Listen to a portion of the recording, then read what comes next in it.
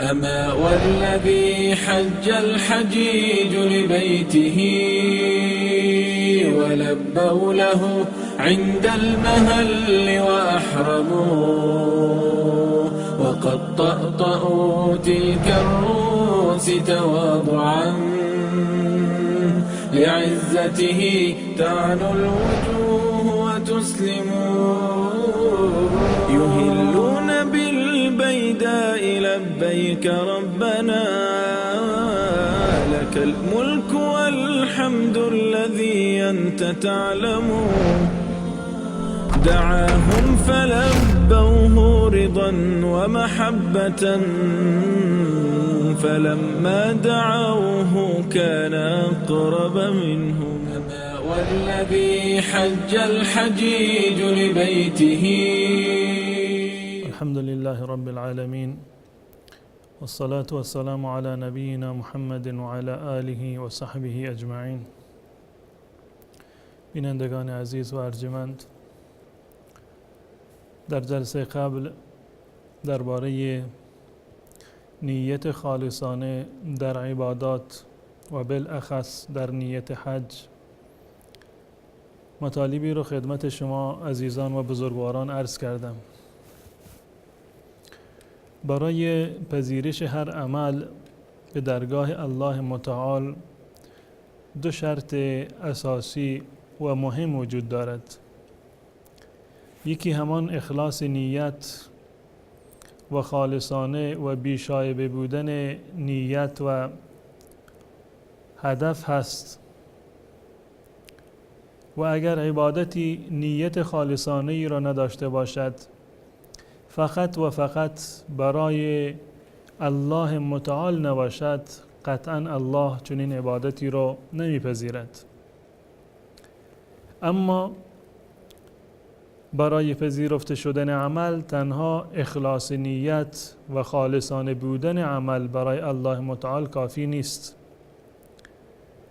بلکه اعمال عبادی ما و عبادات ما همراه با اخلاص نیت و خالصانه بودن هدف و انگیزه باید مطابق و موافق سنت‌های رسول الله صلی الله علیه و سلم و آموزه‌های ایشان باشد.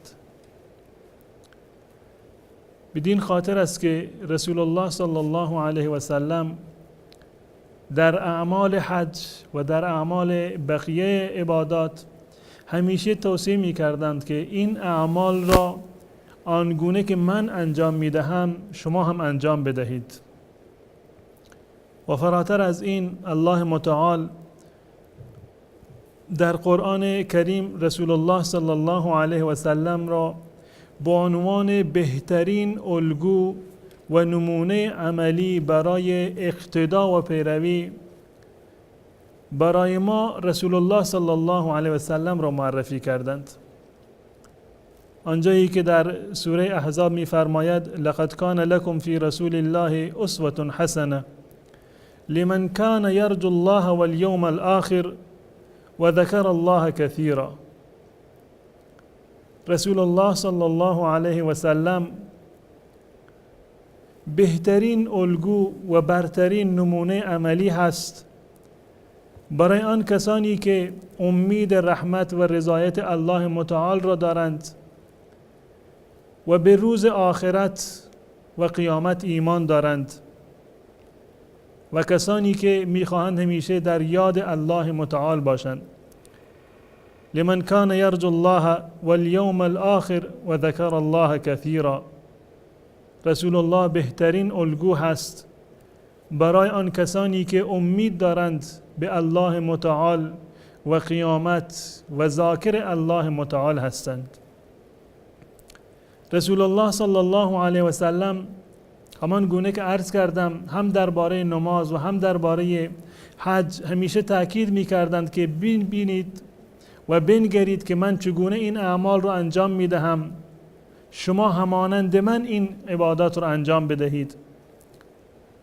در مورد حج در حجة الوداع که اولین و آخرین حج رسول الله صلی الله علیه و سلم در اسلام بود رسول الله صلی الله علیه و سلم فرمودند لتأخذوا مناسککم فإنی لا ادری لعلی لا القاکم بعد عامی هذا.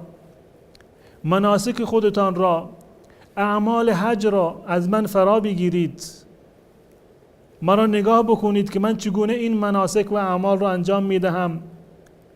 از من فرا بگیرید این اعمال و مناسک را، شاید من سال دیگر در میان شما نباشم که این مناسک و این اعمال را به شما آموزش بدهم. پس بنابراین ما باید بنگریم که رسول الله صلی الله علیه و سلم حجشان را به چه گونه و با چه کیفیتی انجام دادند. ما باید بر نقش قدم رسول الله صلی الله علیه و سلم عمل بکنیم، زیرا که هر عملی که مخالف با دستور الله متعال و مخالف با سنت رسول الله صلی الله علیه و سلم باشد قابل پذیرش نیست. رسول گرامی اسلام صلی الله علیه و سلم فرمودند من عمل عملا لیس علیه امرنا فهو رد. هر عملی که مخالف با دستور ما باشد، مخالف با آموزه های ما باشد، اون عمل مردود هست، قابل پذیرش نیست. پس بنابراین متابعت از سنت رسول الله صلی الله علیه و سلم یکی از شرایط پذیرفته شدن و صحت عمل هست. یکی دیگر از نکاتی که باید به آن توجه کرد و بسیار مهم هست، خصوصا در باب حج، نفقه پاکیزه و حلال هست. همان گونه که قبلا عرض کردم، حج یک عبادت جانی و مالی هست. یعنی شما باید هم از جانتان و هم از مالتان مایه بگذارید و هزینه بکنید تا اینکه بتوانید حج را انجام بدهید.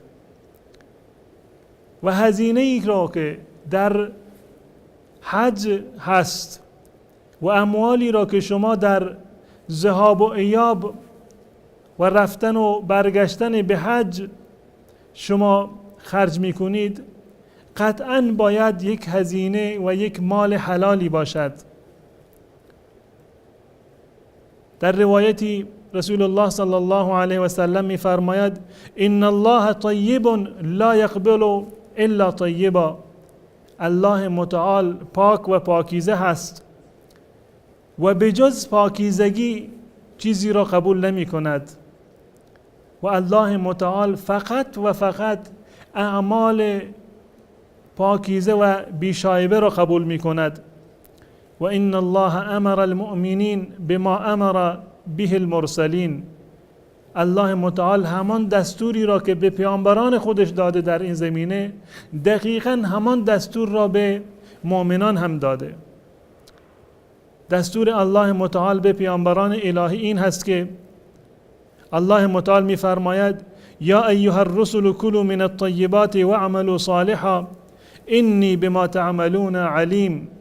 ای پیامبران، ای رسولان، ای فرستادگان من، کلوا من الطیبات، پاکیزه بخورید، چیزهایی را که پاکیزه و حلال هستند استفاده بکنید، و عملوا صالحا، و اعمال خیر و نیک انجام بدهید.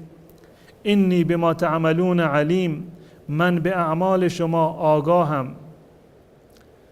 و در خطاب به مؤمنان و مسلمانان الله متعال می فرماید یا ایها الذین آمنوا کلوا من طیبات ما رزقناکم.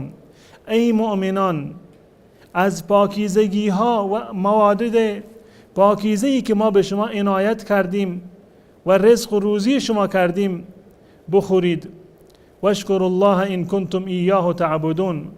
اگر واقعا الله متعال را می پرستید و پیرو الله هستید، پس حتما باید پاکیزه بخورید و الله متعال را شکرگزار باشید.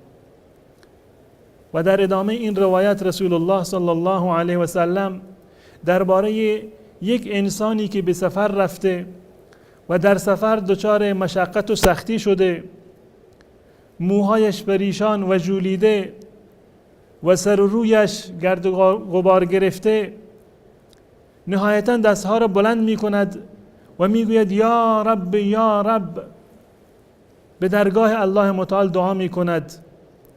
اما رسول الله می فرمایند و مطعمه حرام و ملبسه حرام و مشربه حرام و غذی بالحرام. تمام این موارد حرام هست، خوراکش، پوشاکش، نوشیدنیهایش همه حرام و با حرام تغذیه شده. در ادامه فرمودند فانا یستجاب له، چگونه برای چنین انسانی اجابت خواهد شد؟ پس بنابراین اگر ما میخواهیم که حج ما حجی باشد که مورد پذیرش الله متعال باشد و دعای ما دعای مقبول و مستجابی باشد به درگاه الله متعال، بنابراین باید نفقه ما و خرج و هزینه ما در سفر حج باید حلال باشد. و نقطه دیگری که بسیار اهمیت دارد و باید به آن توجه بکنیم، فرا گرفتن مسائل و احکام حج هست که این برنامه هم برای این تدوین شده که شما بیننده گرامی با اعمال حج و با احکام و مناسک حج آگاهی پیدا بکنید.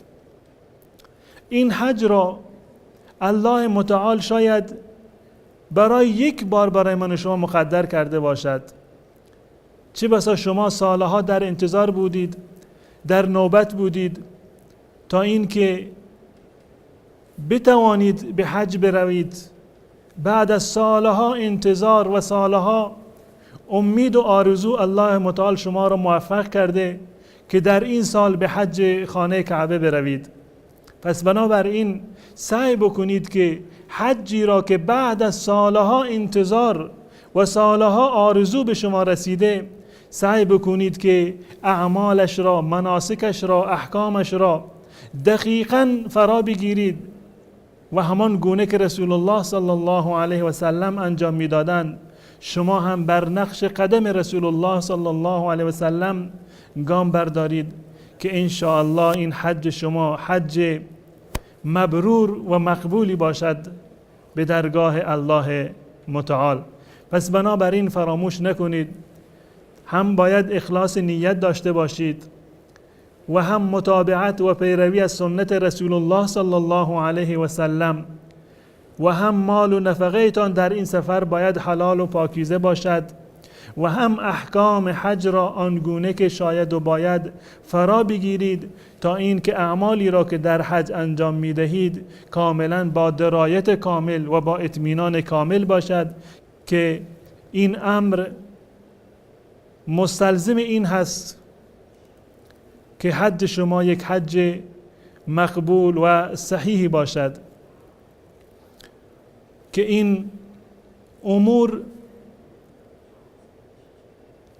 حج شما را و صحت اعمال شما را ان شاء الله ضمانت خواهند کرد و حج شما که با اخلاص نیت باشد و متابعت از رسول الله و با نفقه و خرج حلال و با آگاهی از احکام حج ان شاء الله چنین حج مبرور و مقبولی ان شاء الله قرار خواهد گرفت.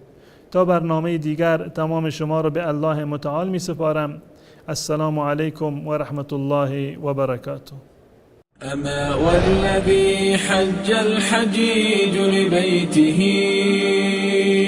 ولبوا له عند المهل وأحرموا وقد طأطأوا تلك الرؤوس تواضعا لعزته تعنو الوجوه وتسلموا يهلون بالبيداء لبيك ربنا لك الملك والحمد الذي أنت تعلم دعاهم فلبوه رضا ومحبة فلما دعوا